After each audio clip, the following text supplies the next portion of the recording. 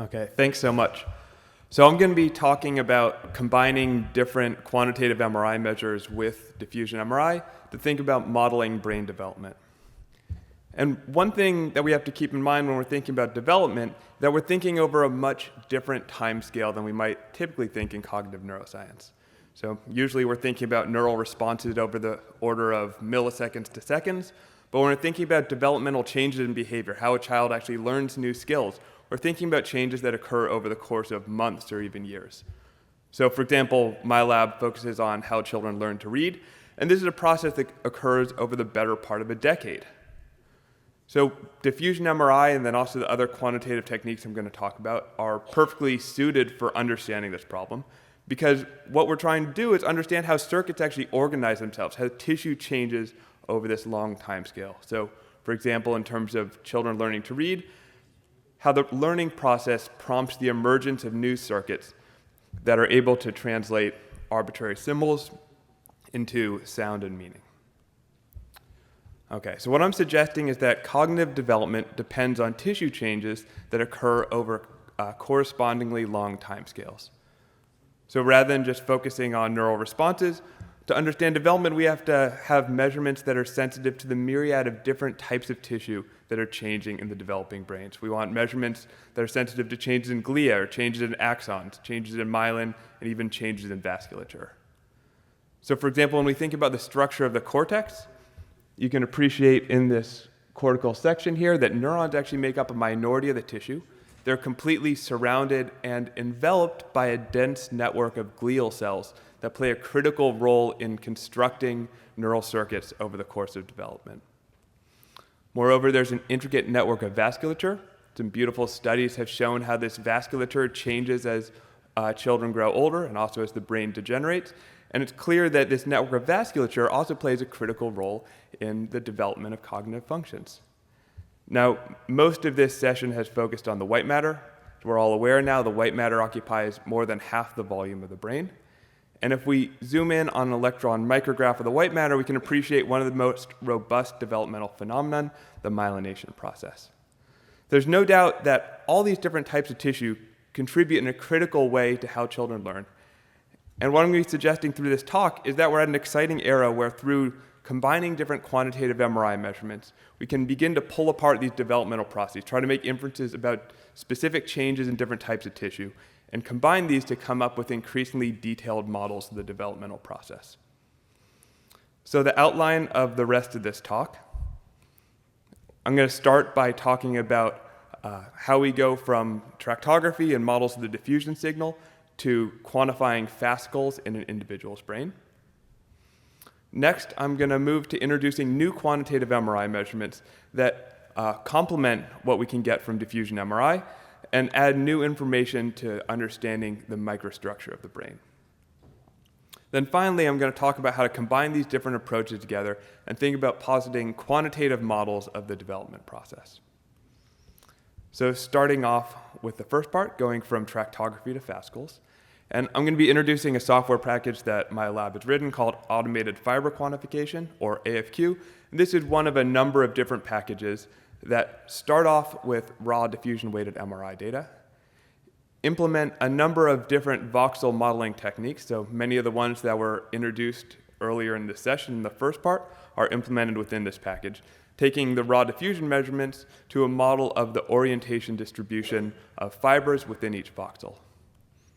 Can then go from these voxel-wise models to measurement of fiber tracks through a tractography algorithm, generating what we call a whole brain connectome of fibers, so the full collection of fibers that we can estimate in a brain with a given algorithm.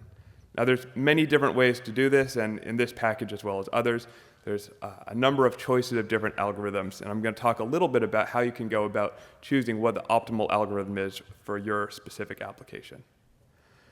So this part here was described in beauty by the talks at the beginning of the session, so I'm not going to go into details here. And I'm going to pick up at the next stage of being able to define specific fascicles in an individual's brain. So the AFQ software package will impose predefined anatomical constraints that are known from decades or even centuries of postmortem dissections to be able to pull out a collection of streamlines that correspond to a known anatomical structure.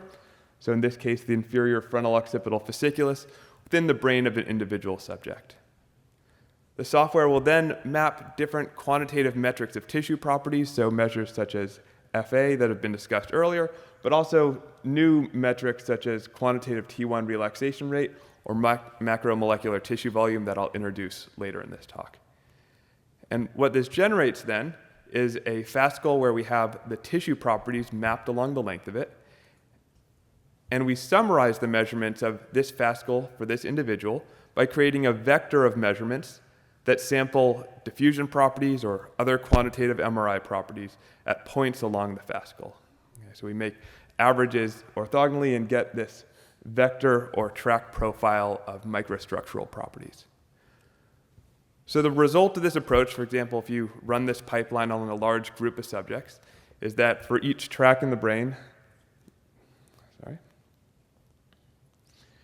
you get a vector of measurement for a subject. Then you can perform statistics such as a group comparison that is showing for the left and right inferior frontal occipital fasciculus, a comparison between young children and old children. You can identify regions of a tract that are showing statistical differences over development or correlations with cognitive functions. However, before using pipelines like this widely, there's been a lot of emphasis on validating both the accuracy and reproducibility of our pipelines. So this pipeline will automatically return measurements of 28 major fascicles, so the main known fascicles in the brain. And we first confirmed that through this automated approach, we're getting accurate representations of what would have been obtained through a time-consuming manual segmentation. So this is showing the correlation. Each point is one of these tracts for a given subject, and the reliability between what would be done by a skilled neuroanatomist segmenting these tracts by hand versus an automated algorithm is near perfect correspondence. So this automated approaches allow us to scale to larger data sets, and as methods get better, we're able to get results that are incredibly accurate compared to manual segmentations.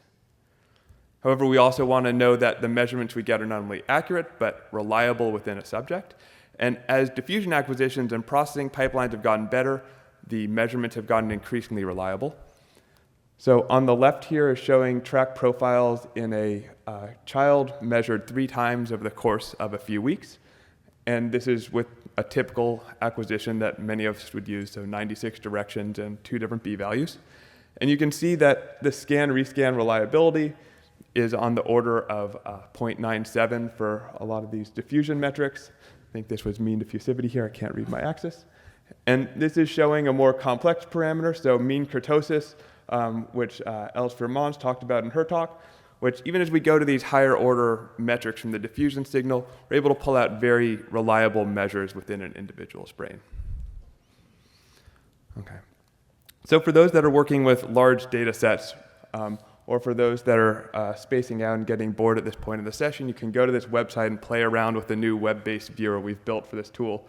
So this is a way that this software can be run in the web browser and analyze metrics from remotely stored data sets. Okay, so now we can get to an important question for this education session. How can we go about selecting the optimal tractography algorithm to use for any given analysis? So I'll pose a question where we can think about 2 different use cases. So how would we consider choosing the optimal collection of algorithms for a clinical data set that someone might obtain from a hospital scanner on, for example, children with traumatic brain injury, versus analyzing data from the Human Connectome project, where engineers have spent a huge effort optimizing data quality and acquisition techniques to obtain some of the highest quality diffusion MRI data.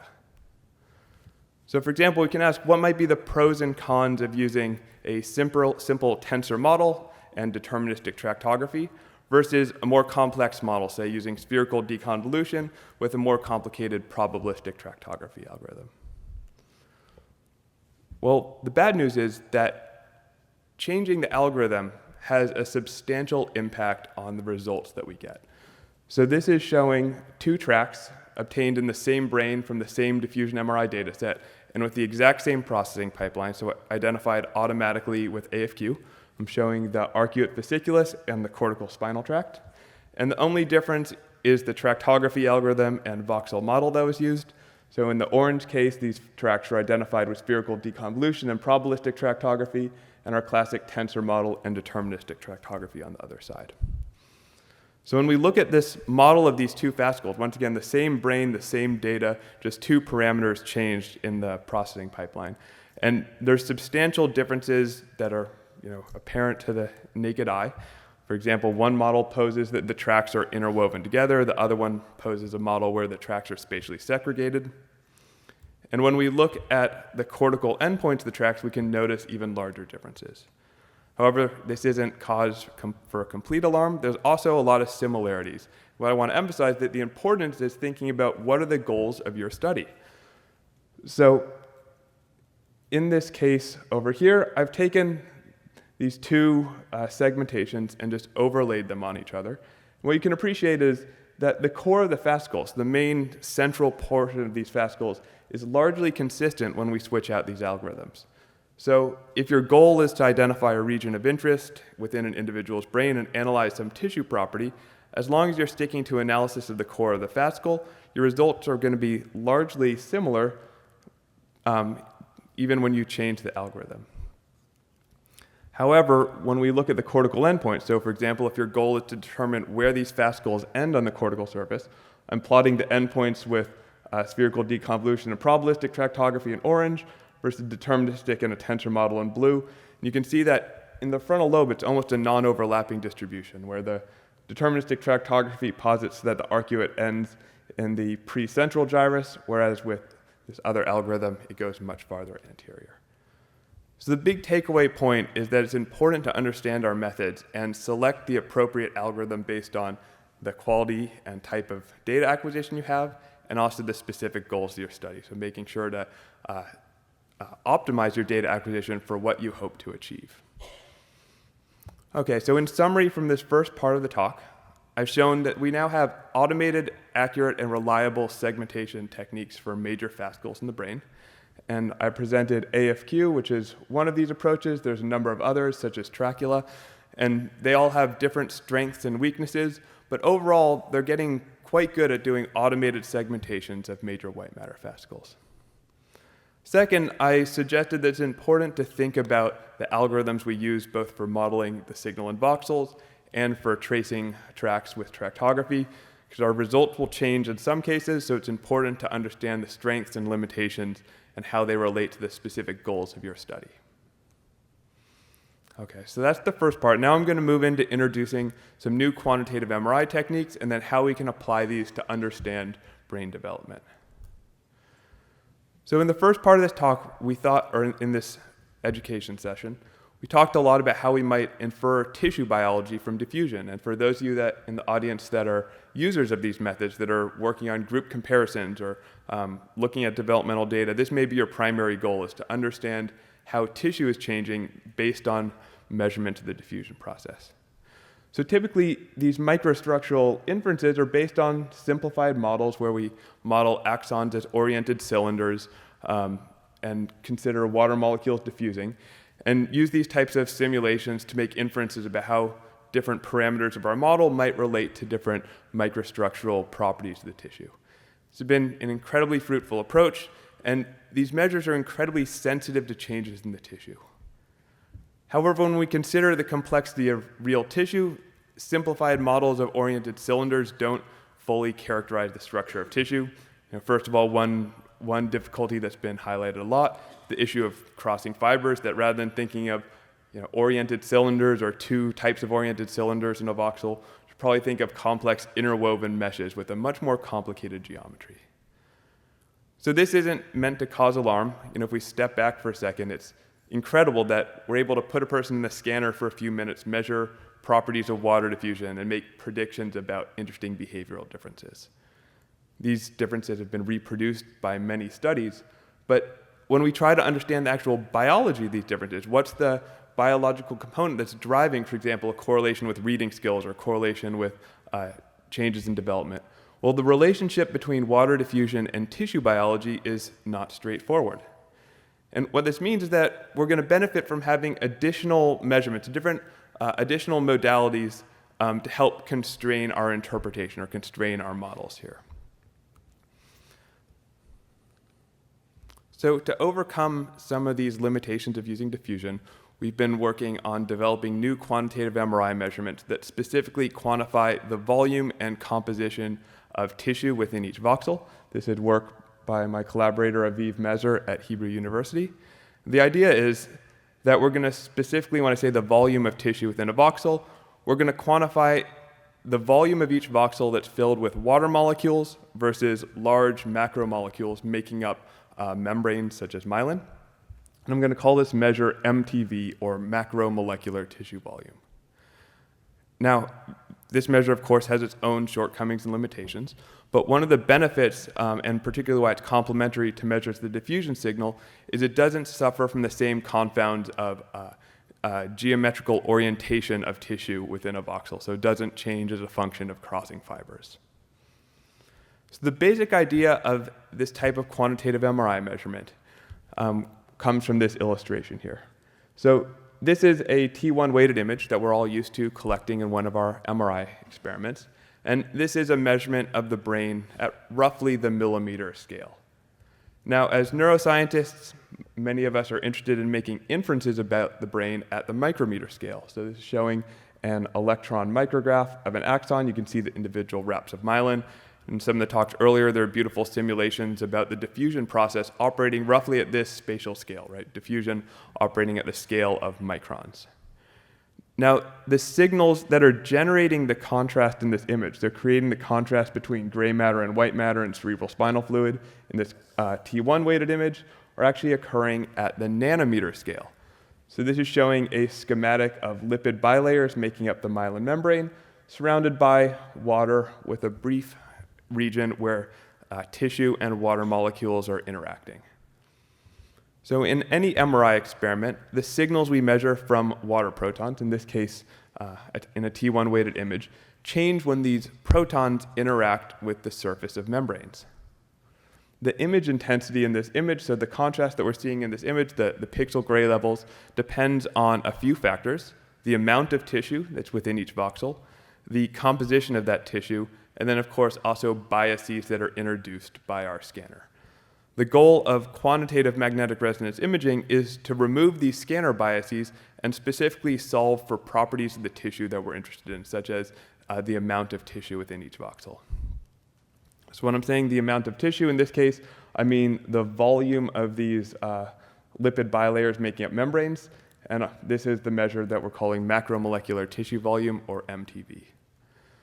So the basic idea of, in this case, quantitative T1 mapping, but also many other quantitative MRI techniques, is that by knowing the equation that characterizes the image intensity in any given voxel in an image, we can, so the image intensity will be characterized as a function of, for example, coil gain, so a nuisance parameter that we're presumably not interested in, parameters of the scanner that we choose, for example, in this case, the flip angle, and then properties of the tissue that we're interested in quantifying. The idea of quantitative MRI is that by varying the scan parameters, so collecting the same image and changing different parameters of the scan, we can solve this system of equations and remove the effect of esoteric aspects of the scanner, such as the relative coil gain, and solve this system of equations for the properties that we're interested in this case, the T1 relaxation rate and the macromolecular tissue volume. So I'm not going to go into the details of this, but I am going to note there's been some beautiful work showing the correspondence between the T1 relaxation rate and myelination in the white matter, suggesting that this parameter, the T1 relaxation rate, is a pretty sensitive index of changes in myelination. Okay, so in summary of this section on quantitative MRI, that we can use quantitative MRI to measure many important properties of brain tissue. So for example, we can quantify the volume of tissue macromolecules within each voxel of the brain. We can measure the T1 relaxation rate of the tissue, which is sensitive to myelin. And importantly, the signals we measure with quantitative MRI are independent of the diffusion process, meaning that they provide complementary information to what we can get with diffusion MRI, making a good endeavor to see how we can combine these different measurement techniques to overcome the limitations of each one and generate more accurate models of, in my case, development, but for many of you, other cognitive functions you might be interested in.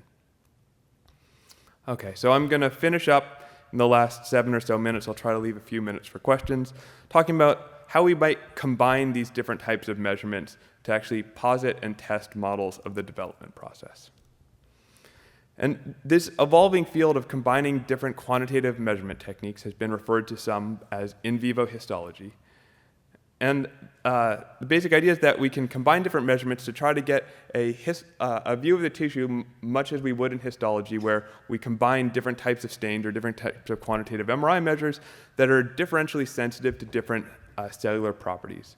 And based on this, in the case of development, we can start asking questions such as, do different types of tissue have distinct maturational time courses? So, for example, are changes in astrocytes or changes in myelin occurring at different rates or governed by a single driving process in the brain? Or look for general principles that govern the maturational process. Or similarly, we can ask, does tissue development predict tissue degeneration later in life? There's a lot of hypotheses that suggest there's connections. We can leverage these new measurement techniques to quantitatively test these ideas. Now, finally, we can also ask important questions about how different properties of the white matter contribute to cognitive development. So is it myelination, or is it axon packing density, or what properties of the tissue are actually driving changes in a child's cognition? So I'm going to focus on combining 3 different types of measurements.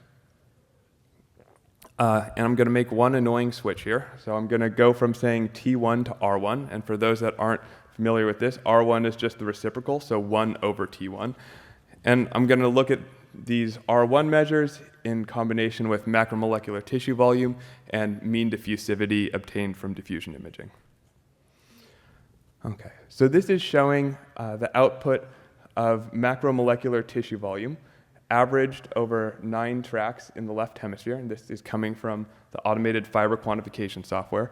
And on the x-axis of each of these plots, I'm showing subject age. The y-axis is the macromolecular tissue volume. What you can see is that overall, over the course of development, we're seeing the creation of new tissue. Okay. Let's examine 2 tracts in particular, the inferior longitudinal fasciculus, shown in blue, and the cortical spinal tract, shown in orange. So this is showing how macromolecular tissue volume changes over the course of development in these 2 tracts. And we can compare these growth rates for both these tracts. And one thing we can observe right away is that the inferior longitudinal fasciculus shows roughly double the amount of new tissue created compared to the cortical spinal tract, and this period of development lasts roughly double as long. So this matches intuitions people already have of the cortical spinal tract developing earlier than other cortical association tracts.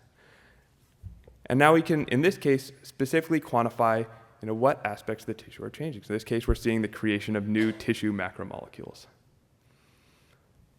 So we might think that these measurements are giving us the same information as diffusion. So it's important to ask, do these quantitative MRI parameters measure the same biological properties, or are they measuring something different than the diffusion process? And then, if they're measuring something different, can we use them to detect different aspects of white matter development?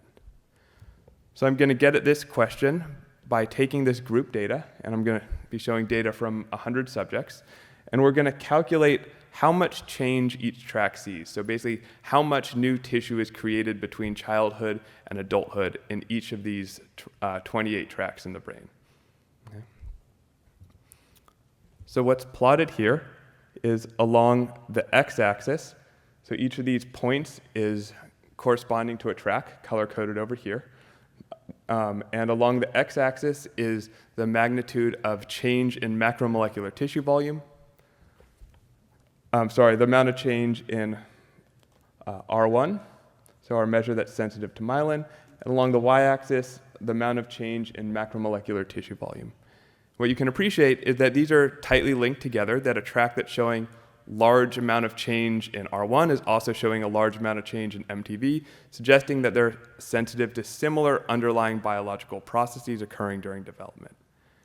Now, when we make this same plot for R1 and mean diffusivity, we see that these are not tightly linked together. So we have some tracts, such as the cortical spinal tract, that are showing very little change in either diffusivity or R1. Then we have other tracts, such as the superior longitudinal fasciculus, that are showing large magnitudes of change in terms of diffusion, but very little change in terms of R1, and vice versa with the ILF over here. So what we can conclude is that R1 and MTV are sensitive to similar developmental processes, whereas diffusivity is sensitive to an independent process. So that it's going to be sensitive to changes in different aspects of the tissue than R1 and MTV are. Okay. I'm going to skip over this part to leave time for a few questions at the end. And I want to finish by just looking at the time course of the development of these different parameters. So what I'm plotting here is a normalized developmental curve going from age 8 to age 80 for R1 and for mean diffusivity. And I've normalized these curves by z-scoring them to put them on the same axis. So you can look at the relative shape, or relative time course of change in these two different parameters. And what you can immediately notice here is that for the R1 data, there's a relatively symmetric curve where it starts, it peaks, and then it ends later in life at roughly the same level, whereas diffusivity shows a very asymmetric developmental curve with rapid changes during development, but a much slower change over the course of aging. So now let's get to actually positing a quantitative model that characterizes how these tissue properties are changing over the lifespan. And in this paper, we tested out a number of different models that make different assertions about how development and aging might be linked together. And in the case of R1, our property that is sensitive to myelin, our hypothesis is that it's a symmetric curve where the amount of growth and the amount of decline that we see in a tract is tightly linked together. And this can be characterized by a second-order polynomial or a parabola. And so what this is showing here is in red, the bootstrapped confidence intervals of change that we see in this R1 parameter over the course of the lifespan. So you can think of this as an average growth curve derived from the data using a local regression model that could take any shape. That's what's shown in red. And in black is shown the fit of a second-order polynomial to these data, showing that this model fits this data incredibly well. Okay. And for those that are interested in reproducing this, you can find the code and data online here. Okay. So we have a finding suggesting that development and aging in terms of R1 values are relatively symmetric, following the time course of a parabola or second-order polynomial. And now we can go about testing predictions that this model makes. So one of those predictions would be that each tract in the brain should, over the course of development and aging, return back to the same level it was at in a child's brain. And that's what this is showing. So each colored point is a specific tract in the brain. We're showing the average R1 value in 10-year-olds, plotted along this axis, versus average R1 values in 80-year-olds, so at the other side of this lifespan curve. And you can see that there's nice correspondence showing that there's a symmetry. These tracts show an increase in R1 and a decline and return back to their immature level. So the assertion that would be coming from this model is that the growth of myelin during development predicts the degeneration process during aging, and a tract that shows more growth in the developing brain will show more rapid degeneration in the aging brain. Okay, and you can find code to reproduce these figures online here. Okay, so in summary, what we showed by combining diffusion and quantitative MRI is that the time course of changes in R1 and changes in diffusivity demonstrate that there are multiple biological processes in the white matter driving tissue changes over the lifespan. So when we talk about white matter development, we shouldn't be thinking about measuring some single process. We should be thinking about different aspects or different components of development, different types of tissue changing at different rates and at different times. And by combining quantitative MRI and these different techniques, we can start dissociating these developmental processes. I skipped over this part and ended showing that a symmetric model of R1 development and decline fits our data very well. And the bigger point is that by positing models, by thinking about going from a model of a voxel to a model of a fascicle to a model of change over the lifespan, we can generate specific predictions that can then be tested and cross-validated in other data sets. So I want to, of course, thank all my collaborators and funding sources and all of you for your attention. Thank you.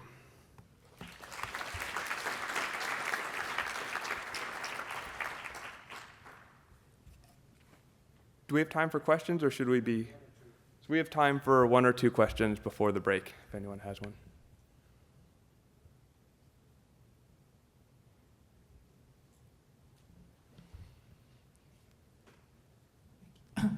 Thank you for the wonderful talk.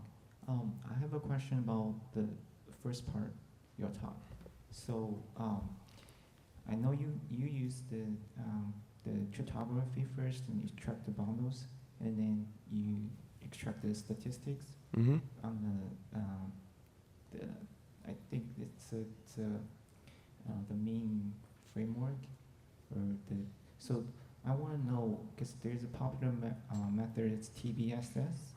I don't know, have you compared your method with TBSS, or do you see any advantage of your method compared to TBSS? Yeah, that's a great question. So the question was, comparison between methods such as AFQ versus track-based spatial statistics or other voxel-based methods. And I think one of the benefits of using tractography-based approaches is that we can do our analysis in individual brains, so we don't have to rely on how well an individual matches a group template or trying to derive a template where a voxel represents the same anatomical structure, but instead we can identify brain regions within an individual's brain based on tractography and extract our diffusion metrics or our quantitative MRI metrics within that individual's brain. Of course, there then becomes the problem of how you align these track profiles across subjects, but it turns out that with a simple linear scaling, they match quite well. Or you can always average the average properties over a track, in which case each point, for example, on one of these plots represents the MTV or the R1 value for the arcuate or another track within an individual's brain. So what's been shown by a number of studies is that voxel-based approaches don't characterize, don't properly align tracks identified in individuals' brains, but there's of course other cases where they might have advantages. For example, in the cases of some lesions maybe where tractography might be quite difficult. So yeah, thanks for the question.